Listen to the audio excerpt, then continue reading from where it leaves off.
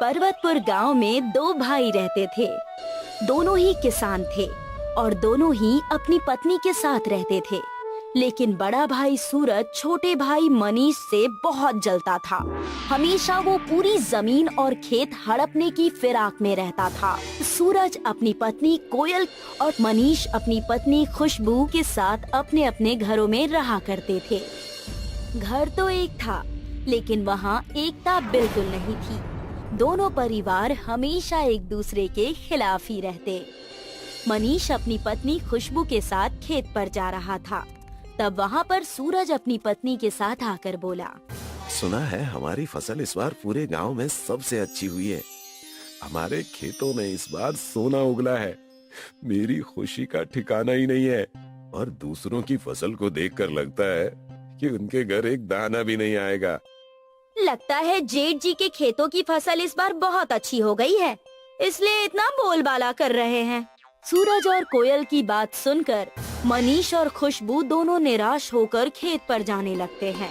हमारी फसल भी कम नहीं हुई है। हम अगली फसल के लिए अभी से ही मेहनत करना शुरू कर देंगे। इस बार हम महंगे वाले खाद मंगवा लेंगे और मैं भी आपके साथ खेत में हाथ बटाऊंगी। दोनों वहाँ से अपने अपने घर चले जाते हैं।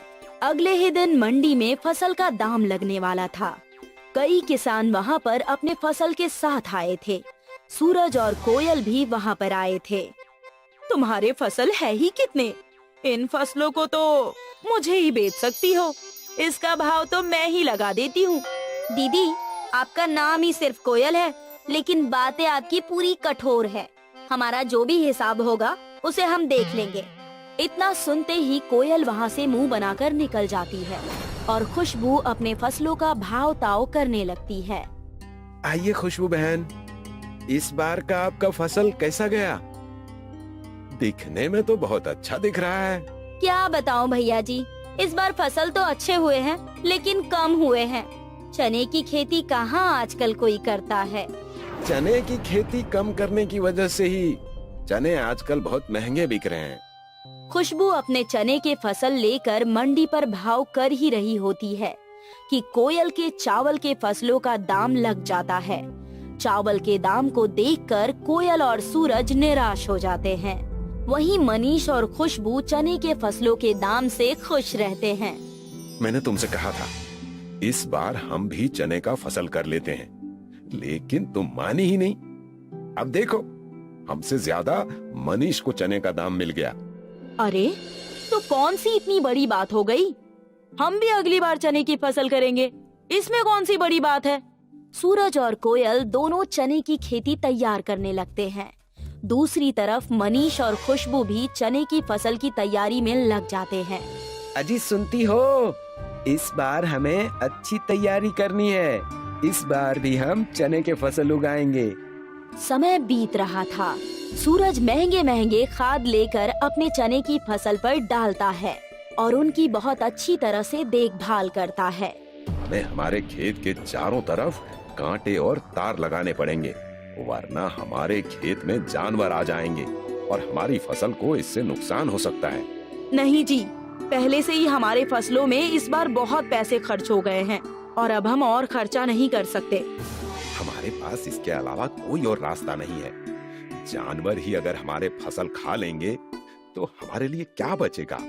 आपके भाई मनीष ने तो कांटे या तार नहीं लगाया है, तो हम क्यों परेशान हो रहे हैं? मनीष भी अपने खेतों की रखवाली बहुत अच्छी तरह से कर रहा था।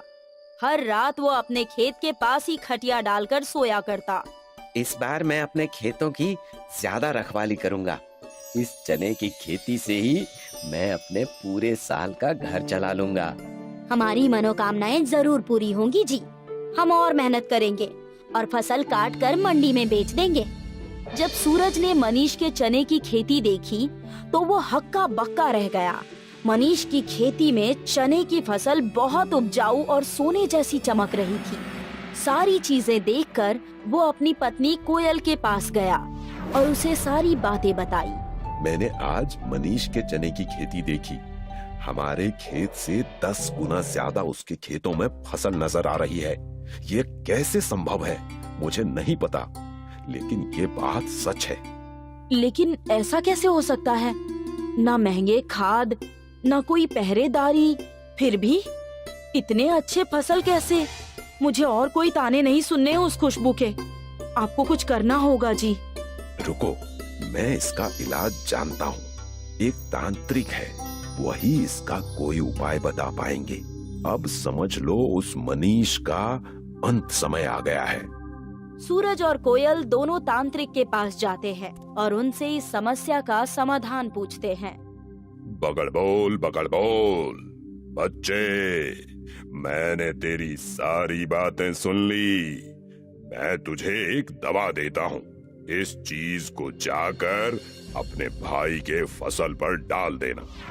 फसल पूरे लोहे का हो जाएगा। तांत्रिक ने सूरज को एक दवा दी, जिसे मनीष की फसल में डालने के लिए कहा। जी, हम ऐसा ही करेंगे। और रात होते ही सूरज मनीष के खेतों में जाकर सारी फसलों में वो दवाई डाल देता है। सुबह होते ही जब मनीष की नींद खुलती है तो वो फसल देखकर हैरान हो जाता है।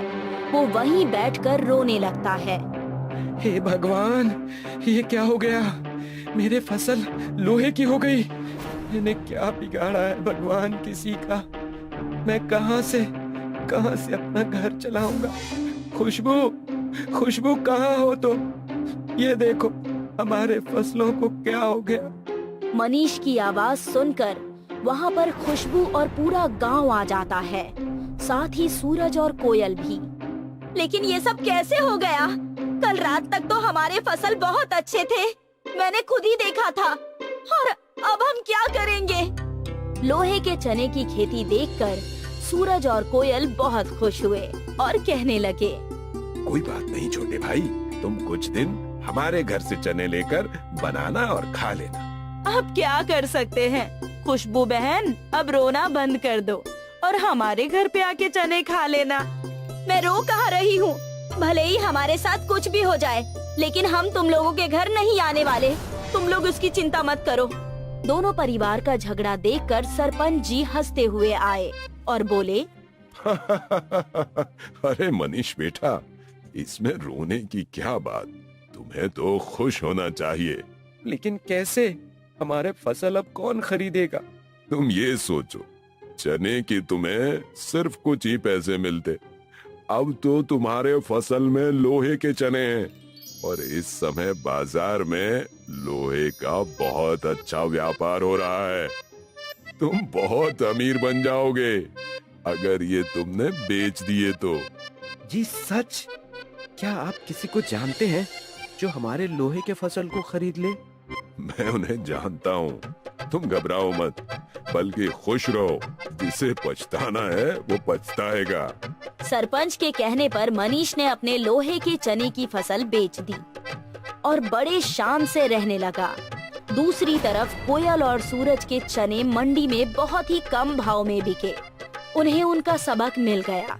मनीष और खुशबू ने बड़े मकान भी बनवा लिए और वहीं खुशी खुशी रहने लगे। एक गांव में मीना और रीना नाम की दो बहनें रहती थीं। रीना बड़ी थी और मीना उससे 2 साल छोटी।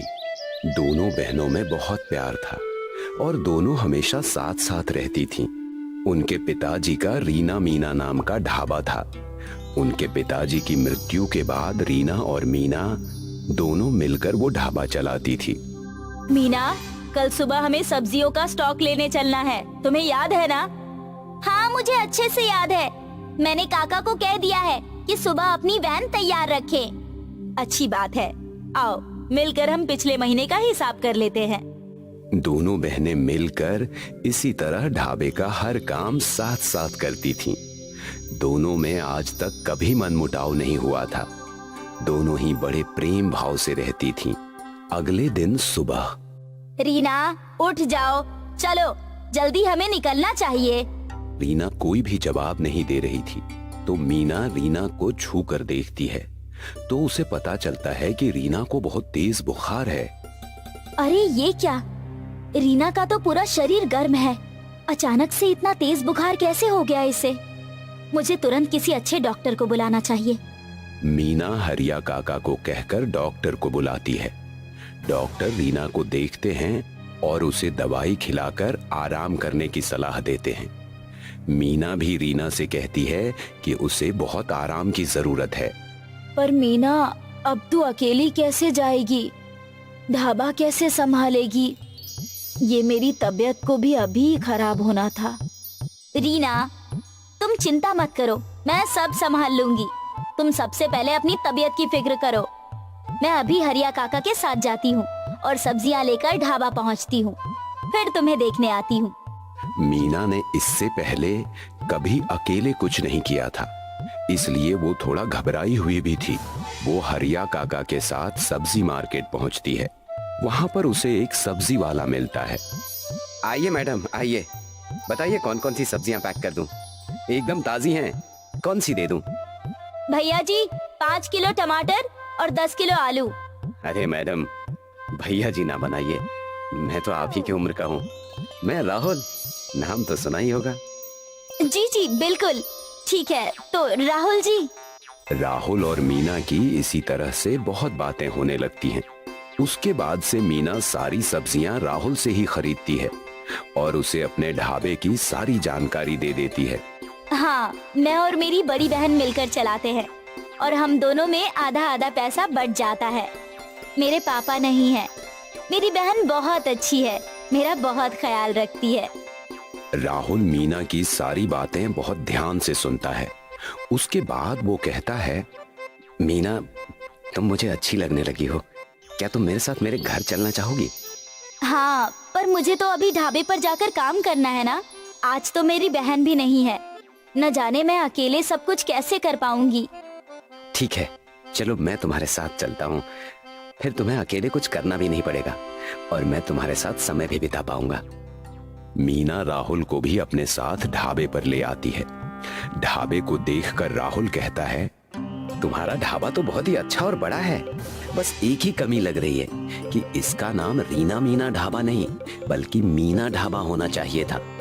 तुम इतनी खूबसूरत हो, इतनी मेहनती हो, मेरी तो इच्छा है कि इसका नाम मीना ढाबा हो। नहीं, तुम कैसी बातें कर रहे हो? ये काम हम दोनों बहनों की मेहनत से चलता है, इस वजह से इसका नाम रीना मीना ढाबा ही रहेगा। अब मैं हूं ना तुम्हारे साथ मेहनत करने के लिए।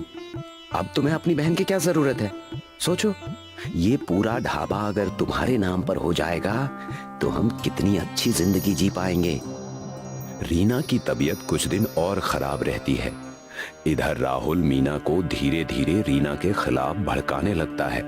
वो उससे कहता रहता है कि तुम ये ढाबा अपने नाम करवा लो और फिर मैं तुमसे शादी कर लूंगा और हम दोनों मिलकर एक खुशहाल जीवन बिताएंगे। मीना धीरे धीरे उसकी बातों में आ जाती है और फिर ढाबे के पेपर बनवाकर रीना से गलत तरीके से साइन करवा लेती है। रीना की तबीयत ठीक नहीं होती, इसीलिए वो बिना कुछ पूछे पेपर पर साइन कर देती है। इसके बाद मीना ढाबे का नाम रीना मीना ढाबे से मीना ढाबा कर देती है और राहुल के साथ रहने लगती है। अब रीना की तबीयत ठीक हो जाती है और वो ढाबे पर आती है। वो राहुल को पहली बार देखती है तो राहुल को देखकर ही उसे लगता है कि ये आदमी ठीक नहीं है। मीना, ये सब तुमने क्या कर दिया है? ये हमारा बोर्ड क्यों चेंज कर दिया है? और ये आदमी कौन है? अब ये ढाबा मेरा है, तुम्हारा इस पर कोई अधिकार नहीं है। तुम चाहो तो मैं खुद तुम्हें पेपर दिखा सकती हूँ। तुम्हारे लिए अच्छा होगा कि तुम यहाँ से हमेशा के लिए चली जाओ और मुझे और मेरे प्यार को शांति से ये ढाबा चलाने दो। रीना समझ जाती है कि इसी ने उसकी बहन के कान भरे हैं। वो उस समय झगड़ा करना सही नहीं समझती। उसे पूरा विश्वास होता है कि ये सब किया धरा राहुल का है, पर अभी मीना की आंखों पर प्यार की पट्टी बंधी थी, इसलिए वो वहां से चली जाती है। उसके बाद मीना ढाबा के सामने एक छोटी सी गुमटी में रीना ढाबा नाम का अपना काम शुरू करती है। पर जाने माने मीना ढाबा के सामने लोग रीना के ढाबे पर नहीं आते हैं। अब मुझे कुछ ऐसा करना पड़ेगा कि मेरा ढाबा खूब चलने लगे और फिर मैं मीना को सच्चाई बता सकूं और उस राहुल के चंगुल से छुड़ा सकूं। रीना बहुत सोचती है और फिर उसे एक आइडिया आता है। वो सोचती है कि क्यों ना एक ही थाली में 54 प्रकार के व्यंजन परोसे जाएं। ताकि लोगों को खूब वैरायटी खाने को मिले और एक ही प्लेट में उनकी सारी इच्छाएं पूरी हो जाएं। ऐसा कुछ अलग करने से उसके ढाबे पर लोगों का आना बढ़ने लगेगा। हाँ, ये आइडिया बहुत अच्छा लग रहा है। मैं इस थाली का नाम बाहुबली थाली रखूंगी। अब मेरे ढाबे की बाहुबली थाली पूरे शहर में फेमस होगी। रीना अपना बाहुबली थाली लॉन्च कर देती है। देखते ही देखते उसकी बाहुबली थाली पूरे शहर में फेमस हो जाती है और उसका रीना ढाबा बाहुबली रीना ढाबा के नाम से जाना जाने लगता है। वो बहुत पैसे कमाने लगती है और अपने ढाबे को बहुत बड़ा बना देती है। उसके सामने अब मीना ढाबा चलना बंद हो जाता है। एक रात को जब वो अपना ढाबा बंद कर रही होती है तो उसे सामने से चिल्लाने की आवाज आती है। अरे अब तो तुम्हारे पास चौवन्नी भी नहीं बची है। मैं तुम्हारे साथ नहीं रह सकता। मैं जा रहा हूं।